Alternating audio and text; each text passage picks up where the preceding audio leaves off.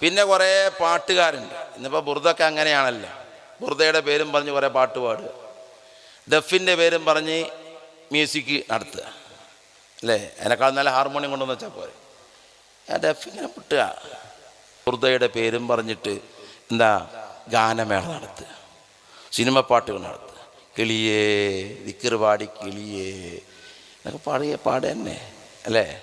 ഇതിന് മുട്ടൻ മനുഷ്യന്മാർ ഒക്കെ ഇങ്ങനെ പാടാൻ, ഉസ്താദന്മാർ തലയെ കെട്ടി ഉസ്താദന്മാരൊക്കെ എന്ത് ചെയ്യുക, പാട്ട് പാടുകയാണ് അല്ലേ.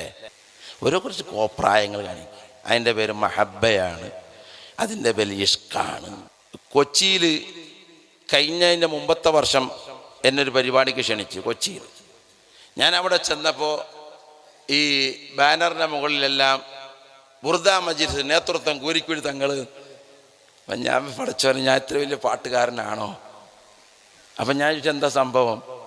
അപ്പം അതിന് മുമ്പത്തെ വർഷം ഒരു പാർട്ടി അവിടെ ബുർദയ്ക്ക് വേണ്ടി വന്നു, എന്നിട്ട് പാടിയതൊക്കെ സിനിമ പാട്ടിൻ്റെ രീതിയാണ്, നാട്ടിൽ പ്രശ്നമായി. അപ്പം ഇനി അതുകൊണ്ട് ഈ പാട്ടുകാരൊന്നും വേണ്ട, തങ്ങൾ ബുർദ ഇല്ലാ മതി. ജനങ്ങൾക്കും ചില ബോധം ഉണ്ടാകാൻ തുടങ്ങിയിട്ടുണ്ടെന്ന്.